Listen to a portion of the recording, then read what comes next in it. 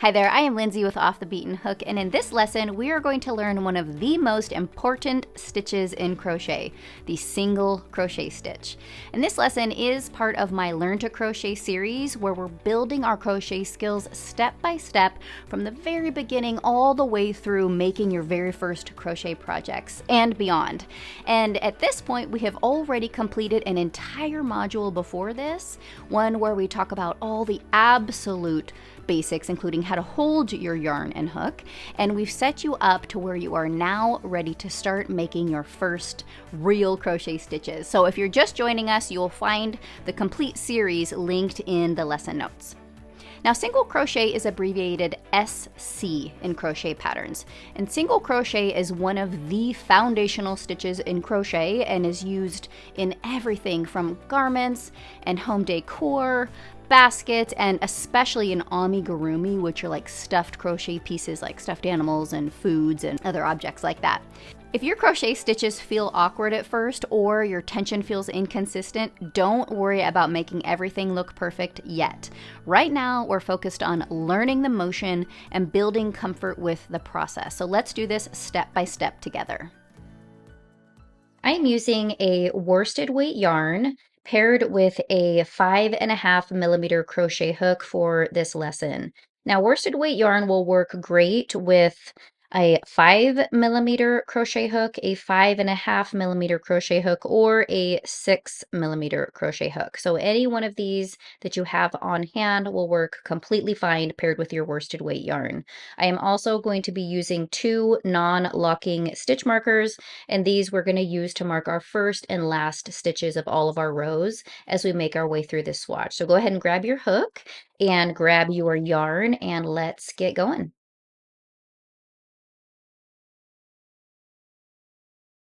Single crochet creates a shorter, tighter stitch compared to some taller crochet stitches that we'll learn later on.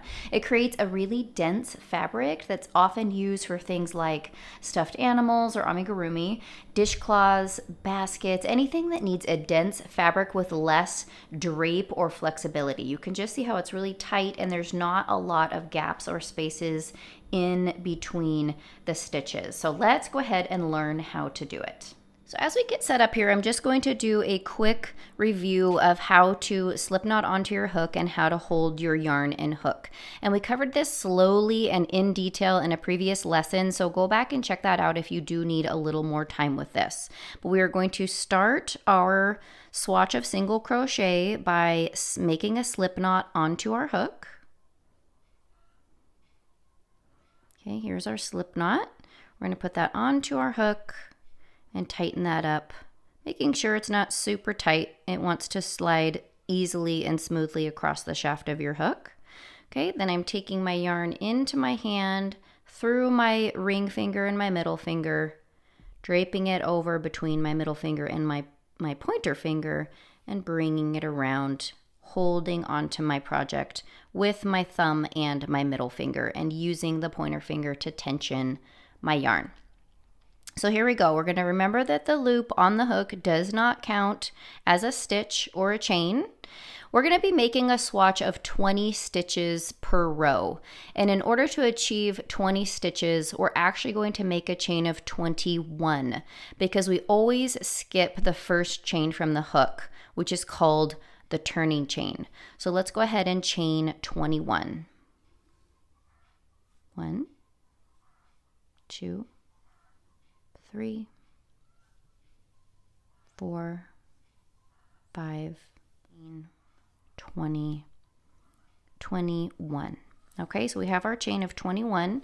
You do want to make sure that you have enough yarn pulled from your yarn ball so you're not working on tugging against your yarn ball, and that will affect your tension and just become frustrating for you. All right, so first we need to identify where we are going to put our stitch into this chain. And again, in a previous lesson, we talked a lot more in depth about the anatomy of this chain, but we are going to be using this back loop. And if you made your chains nice and loosely and comfortable, it's going to be really easy for you to put your hook into that back loop. This is the one that we're going to be working through as we make our swatch of single crochet. So like we were talking about, we're going to skip this first chain from the hook. Your chain looks like each of these little V's. This is one chain each V. We're going to, again, not counting the loop on your hook. This doesn't count as a stitch ever. We're skipping that first chain and we're going to put our hook into this chain right here from the front to the back. Okay. Next, what we're going to do is use our yarn hand over here to help us yarn over the hook, grab that yarn, and pull up a loop through that chain. Okay, you now have 2 loops on your hook. We're going to yarn over again and pull through both loops on that hook. That completes your first single crochet. Okay, let's do that again. So making our way down the chain, we just used this one, so we're identifying the back loop of our next chain, inserting our hook from front to back into that chain, yarn over, and pull up a loop.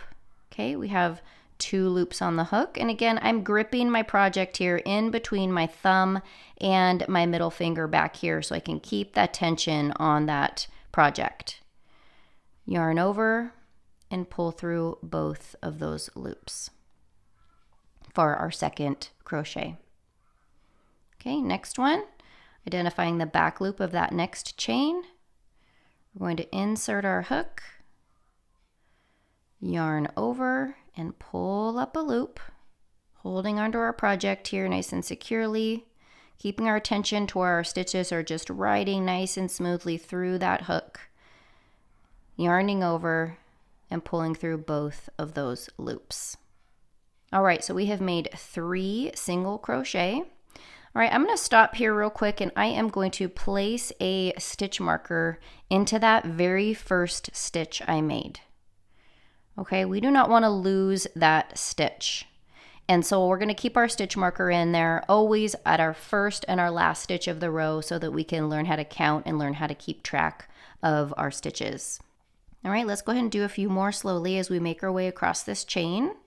We are placing our hook front to back through this next chain, yarning over, pulling up, yarn over, pull through. And as we do this, you're paying attention to the tension of that yarn. Right now, your main focus for sure is to just practice the motion of this stitch. You want your hook to stay riding right along the top row of those stitches as you work your single crochet. And this will become second nature. Focus much more on the motion of making the single crochet at this point, and your tension will start to come along on its own. You can go ahead and slow this down and rewind if you need to watch those first few stitches together again. And go ahead and make your way down the chain, and I will meet you at the end of this chain. I've made my way to the end of my chain. I have 2 chains left, so we can do those stitches together. Okay, so on my very last stitch here, we've got our slip knot right here and our last little chain right here. So going into the back loop of that chain and completing our single crochet. Okay, let's go ahead and mark that last stitch and then we will count these. Counting is going to be a really big deal for you at the beginning so that you can get used to how to make your rows the right lengths and not skip any or add any. And so we're going to go ahead and do that right now, okay? So we should have 20. And here is our little row, our first row of single crochet. And you're going to flip it over to the top and you're going to see how these stitches create a little V shape.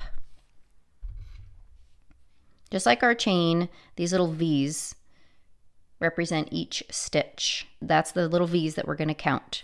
All right, so starting with the first one here, where our stitch marker is, we've got 1, 2, 3, 4, 5, 6, 7, 8, 9, 10, 11, 12, 13, 14, 15, 16, 17, 18, 19, and 20, where our final stitch marker is here. All right, so we have 20 stitches across. All right, so when we get to the end of the row, in order for us to turn our work and make our way back across, we need to make a chain at the end of our row, which is called our turning chain. Now this chain does not count as a stitch, so we are going to chain and then we are going to turn. And you can do that in any one of two ways. You can chain and then turn like I just did, or you can turn and then chain. It absolutely doesn't matter either way. I'm in the habit of chaining first and then turning, and oftentimes a pattern will begin the instructions for the row with the chain one. Oftentimes it will end the row with a chain one. Ultimately, it doesn't matter. It's going to become a matter of second nature for you. But with single crochet rows, the important thing to remember is that the turning chain is one, and that chain never ever counts as a stitch. So we want to make sure that we don't work into that chain when we're working back across the row. Okay, so now we're going to start working way back across. We've marked our last stitch of the previous row, so we know exactly where to start our row. So we're going to go ahead and take that out. And now it's going to look a little different on your second row moving forward. So with the chain, we were working through the back loop only. Now we're just going to be working through both loops of your stitches from here forward. So let's work our first few stitches of this row together. So we're pulling up our loop, yarn over, pull through. And right away, I'm going to stop and I'm going to place my stitch marker in that stitch so that it does not get lost on our next go round. Okay, working the next stitch, placing our hook through both of those loops, yarning over and pulling up a loop, yarn over, pull through both of those loops.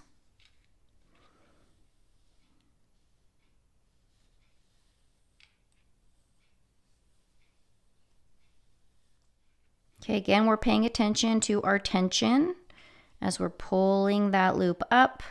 We're paying attention to keep our hook in line with our project. Again, it's really, really common in the beginning to make tight stitches and your tension being really tight. It's just really common. So just paying attention to pulling up enough yarn, not too much, but just enough to keep those stitches riding across the shaft of your hook. So now that we've made a few stitches, let's go ahead and take a look at the anatomy of these single crochet stitches. So we've already talked about the top. So you have your two loops, which create these little V's. This is your front loop. This is your back loop. And then when you're looking at it from the front, you will see the two little legs of your single crochet stitch right here. Right? It creates that tight, short stitch. In this lesson, you learned how to create this single crochet stitch, how to work into a foundation chain, and how to turn your work to begin a new row. These are the very beginning foundations that you'll continue to build on throughout this series. Now, for a little practice, I would recommend making several rows of single crochet before moving on to the next lesson.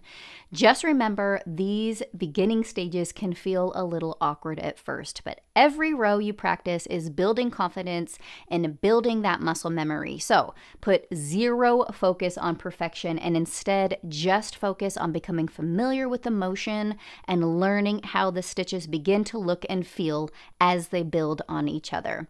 You can try counting your stitches at the end of each row, even if you're not fully confident with that yet, because that's exactly what we're going to learn in the next lesson. I'll see you there.